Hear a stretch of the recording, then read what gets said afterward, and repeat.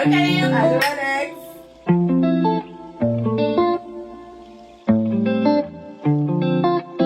Bonjour à tous et bienvenue au podcast L'Étoile filante. Donc aujourd'hui, on vous présente un podcast avec l'infirmière de l'Étoile du Haut, Karine. Salut! Un petit rappel de ce que c'est l'Étoile du Haut. C'est un centre de périnatalité sociale qui s'occupe des personnes enceintes et des familles avec enfants 0-5 ans.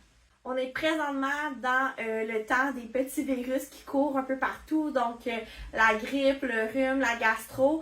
Fait que le podcast aujourd'hui va être qu'est-ce qu'on fait quand mon enfant est malade. Toi, Karine, t'es infirmière à l'Étoile du Haut. Fait que là, qu'est-ce que je peux faire à la maison pour pas que mon enfant tombe malade? En fait, c'est des choses simples, Alex, mais c'est efficace. On en a parlé beaucoup dans le temps de la COVID. Lavage des mains. Fait que normalement, dans une journée typique, on devrait se laver les mains, adultes et enfants, avant et après chaque repas. Après être allé aux toilettes ou après avoir changé une couche, lorsqu'on vient de se moucher ou vomir ou toucher des sécrétions, puis lorsqu'on arrive de l'extérieur. Un petit truc qui est banal aussi, mais qui fait une différence, c'est de séparer les brosses à dents dans le tiroir à brosses à dents ou dans le verre pour éviter que les microbes se touchent. Puis, désinfecter régulièrement les surfaces, les comptoirs, mais aussi tout ce qu'on touche, interrupteurs, manettes de télé, cellulaire, clavier d'ordinateur, etc. Dis-moi, Karine, mettons que mon enfant est malade. Qu'est-ce que je peux faire pour l'aider à la maison?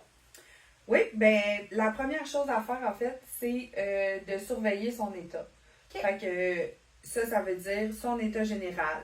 Il est-tu capable de jouer? Il est-tu capable de faire ses activités? Ou bien, au contraire, il dort plus, on a de la difficulté à le réveiller. On peut surveiller son alimentation et son hydratation. Ça veut dire qu'est-ce qu'il mange, qu'est-ce qu'il boit. Est-ce qu'il vomit tout qu'est-ce qu'il mange? Est-ce qu'il mange rien, mais il boit beaucoup? Est-ce qu'il boit juste de l'eau? Est-ce qu'il garde rien du tout? Ça, c'est des questions là, que le médecin va vous poser de toute façon quand vous allez vous présenter. On peut surveiller son élimination. Fait que ça veut dire est-ce qu'il a fait pipi dans la journée? Okay. Ce qu'on veut, c'est que l'enfant continue de faire pipi même s'il mange moins. C'est signe qu'il est bien hydraté. Combien de fois il fait pipi dans la journée? Est-ce qu'il a fait caca? Combien de fois? C'est-tu liquide? C'est-tu solide?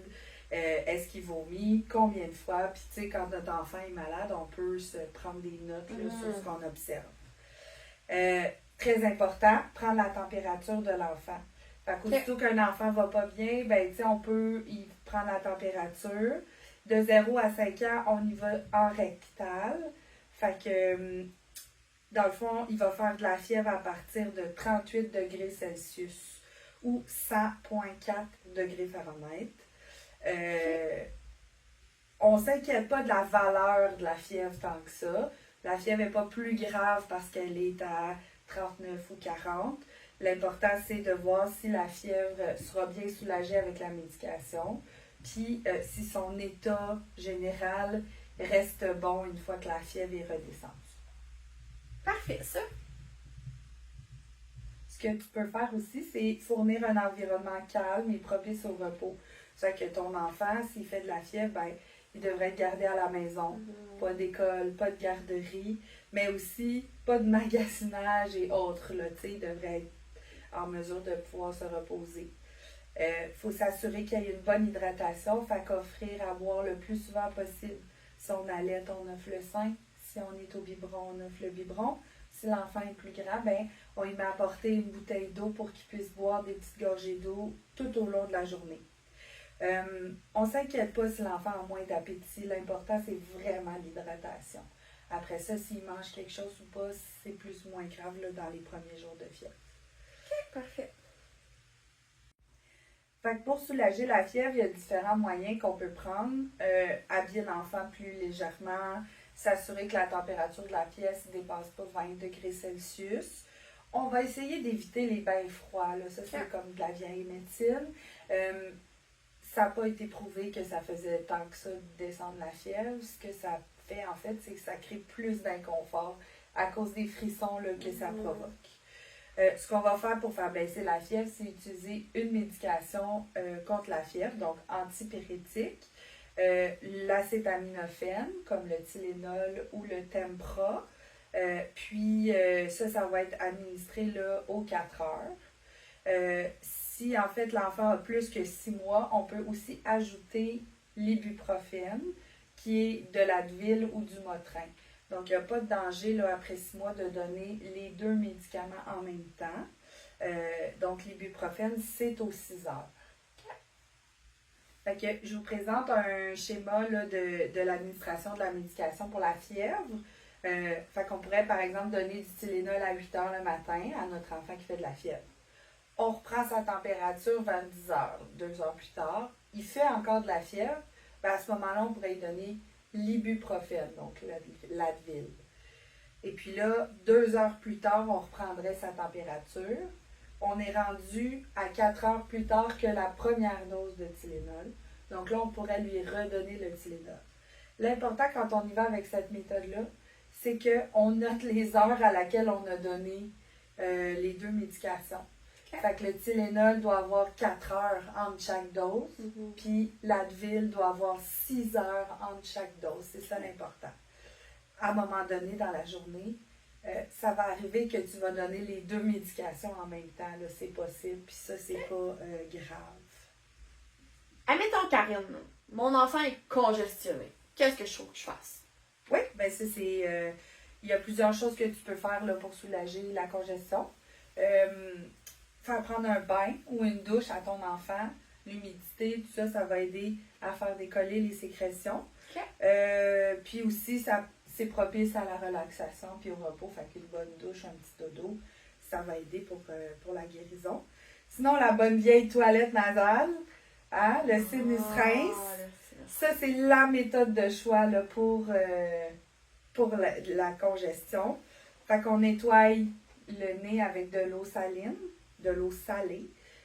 Ça va permettre de liquéfier les sécrétions. Puis, en poussant avec la seringue, ça permet de les évacuer de façon mécanique aussi. Le nez, les oreilles, les yeux, la gorge, c'est tout relié. Fait que le fait de rincer le nez, ça va aider aussi à enlever de la pression de liquide dans les oreilles. Des fois, au niveau des yeux, quand les plus jeunes enfants ont des croûtes de yeux. Karine, tu as parlé d'eau salée. Fait que là, est-ce que c'est de l'eau, puis je rajoute du sel, puis après ça, je mets ça dans le nez de mon enfant? Pas vraiment. En fait, avant 2 ans, il est possible d'utiliser les seringues là, remplies de solutions salées. Puis on l'envoie dans chaque narine avec une pression douce, mais constante. Ça ne sert à rien là, d'y aller très fort. Okay. On peut utiliser aussi les petites fioles pré-préparées Hydrasense. Ça, c'est bien pratique là, dans le sac à couche là, quand on n'est pas à la maison, puis tout ça. Okay. Pour ce qui est de la solution en tant que telle, on peut utiliser les bouteilles Sinus Rinse avec les petits sachets qui viennent avec. On fait la solution dans la bouteille et ensuite on tire avec la seringue ce qu'il y a dans cette bouteille-là. Ça, c'est une option qui fonctionne bien. Sinon, on peut fabriquer aussi notre propre solution saline. On va inscrire la recette, mais essentiellement, il y a un peu de sel, un peu de bicarbonate de soude et puis on doit faire bouillir l'eau aussi là, pour cette recette-là. Après 2 ans aussi, on peut utiliser la petite bouteille de Sinus Rinse spécial enfant, là, qui est plus petite. Okay. On peut aussi utiliser la seringue après 2 ans, là, sans problème. Les enfants qui ont plus de 2 ans, ce qui va nous aider pour la technique, c'est de leur demander d'ouvrir la bouche pendant qu'on leur rince le nez. Puis eux autres, après 2 ans aussi, ils vont aimer mieux être peut-être en position assise là, au lieu d'être toutes contentionnées comme les bébés. Quand l'enfant est malade, là, c'est bon de faire sa toilette nasale 4, 6, 8 fois par jour même. Oh, quand même. C'est assez fréquent. Pour les bébés, idéalement avant chaque boire. Là. Fait que un enfant qui boit aux 3-4 heures, là, ça serait ça 6 à 8 fois par jour. Les bébés, eux autres, ils n'ont pas le réflexe là, de tousser pour enlever les sécrétions. Donc souvent, ce qu'ils vont faire, c'est qu'ils vont soit les avaler ou ça va provoquer un vomissement pour dégager les voies respiratoires. OK.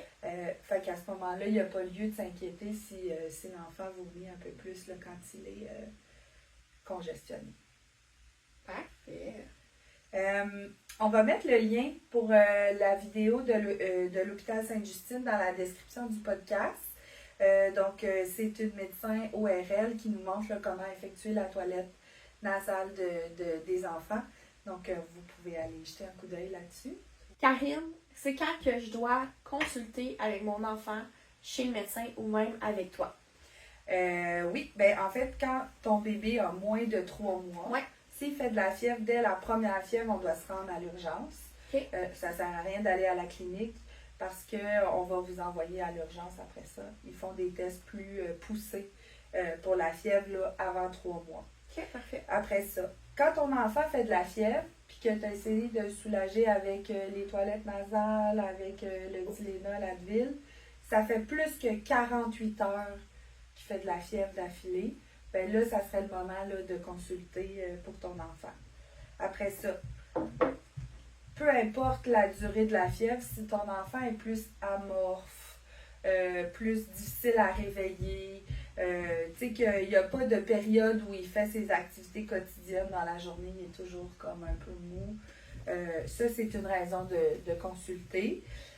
Puis, si ton enfant, il boit pas ou peu, ou que la quantité de pipi par jour a diminué, ben ça serait un signe là, qu'il faut aller consulter. Parfait. Si jamais vous avez des questions par rapport à l'état de votre enfant, que vous n'êtes pas certain, vous pouvez toujours contacter le 811 pour des questions là, reliées à la santé, ou vous pouvez aussi vous référer à votre infirmière là, de l'Étoile du Haut. Merci d'avoir écouté le podcast et au plaisir de se revoir au prochain. Salut!